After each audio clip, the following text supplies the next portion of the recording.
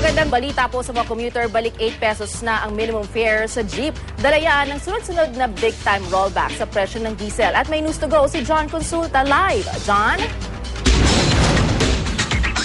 Good news nga yan, Lala, sa lahat ng ating mga mananakay, lalo na doon sa mga suki ng ating mga pampasaherong jeep mula sa araw na to, effective 12:01 kaninang madaling araw, ay binaba na nga sa 8 pesos mula sa 8.50 ang minimum fare ng ating mga pamasahe sa lahat ng ating jeepney. Ito effective sa Regions 2, 3, 4, NCR, Region 6, 7, 8, 9 at 10. Ito ay matapos nga magbaba ng desisyon ang LTFRB kahapon dahil nga nagkaroon nga na sunod-sunod ng mga bawi at o rollback sa presyo ng diesel dito sa ating bansa. At para bigyan pa tayo ng konti pang detalye dito nga sa nangyaring rollback ng ating pamasahe, ay kasama natin ngayong umaga walang iba kundi si LTFRB Chairman Jaime Jaco. Magandang umaga po, Chairman. Kamusta po, sir? Magandang umaga naman sa inyo at sa mga nanonood. Opo, mukhang talagang napakagandang umaga po, lalo na sa ating mga pasahero. Sir, share us, ano ba nangyari? Paano ba nagkaroon ng ganitong klaseng desisyon ng LTFRB?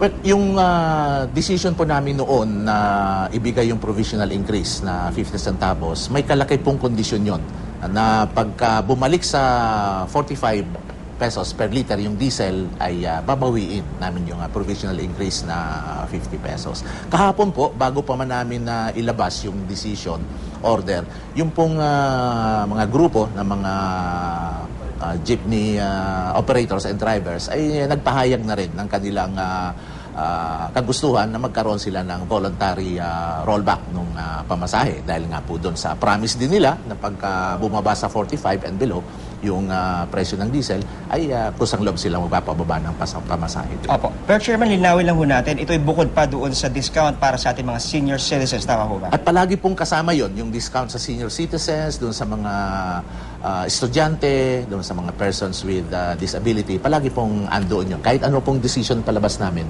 talagang kasama yun. So medyo magandang balita po ito, lalo na sa ating mga estudyante na maaari po itong papalapit na pasukan, maaaring maka-experience itong diskwentong ito, Chairman. Oo. Sana nga lang po ay wag magtaas uli ng malaki yung presyo ng gasolina. Pero pagka nangyari po yun, hindi po automatic yung pag-increase naman ng pamasahe kasi required po sa batas na pagka-increase yung pinag-uusapan, kailangan magkanda kami ng public hearing. Okay. Chairman, ang ating mga studio anchors, si Howie at si Lala Rocky ngayon ay maaaring may mga katanungan. Howie, Lala, go ahead. Magandang umaga sa iyo, Chairman. Magandang Jaime umaga. Si Lala Rocky po ito. Ito lamang po malinaw, pagdating sa diskwento, wala na ho talagang pagdinig. Pero pag tumaas, yun po ang meron pang mga pagdinig. Pero paano naman po, meron tayong mga namomonitor na hindi pa sumusunod sa 8 pesos na pamasahe ngayon. Meron ho ba tayong ipapataw na parusa sa mga jeepney drivers? Yung pong overcharging po ang mangyayari niyan pagka hindi sila sumunod doon. Bawal po yan. Ang first offense po niyan ay may multang 3,000 pesos.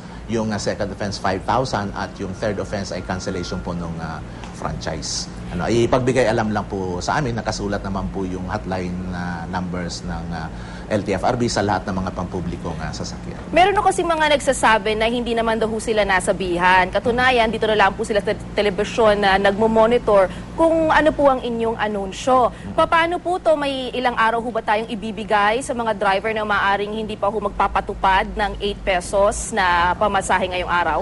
Yung order pong naipalabas namin kahapon, effective siya ngayong araw na ito. At ang pagkakaalam po namin ay alam na rin naman nila ito kasi yung pong kanilang mga asosasyon, yung po mismo mga nag-file ng petition for fare increase, sila po mismo ay nagpahayag na rin ilang araw na nakakaraan, ginawa nilang formal kahapon sa harap ng ating Pangulo na voluntarily sila ay magpapababa ng kanilang pamasahe.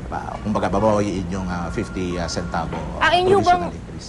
Sir, ang inyong bang ahensya ay mag-iikot para personal na mag-monitor sa maaaring may lumalabag? Kami po, ginagawa po namin yan pero kulang po yung aming tao kaya humihingi po lagi kami ng tulong sa LTO, sa MMDA at sa PNP para sa ganitong klaseng trabaho ng pagmamonitor. Ito po na pag-uusapan po yung jeep pero yung mga tanong naman ho ngayon, yung mga FX at taxi, meron ho ba tayong update kung magbababa rin ho ba sila ng pasahe? Wala po namang nag-grant na increase sa kanila nung nakaraan. Kaya wala pong ibababa sa kanila. Dapat po ang sinisingil nila mula noon hanggang ngayon po ay yung dati pa rin na authorized fare na nag-grant sa kanila. So pending pa rin ho yung request naman ng mga taxi na magtaas po sila dun sa unang pagbayad, yung 40 pesos, hindi ho ba? Opo, meron pong pending petitions din for fare increase. Hindi lang po yung taxi, pati yung mga bus. Nagpulong-pulong po kami ng mga kasamahan ko sa board kahapon.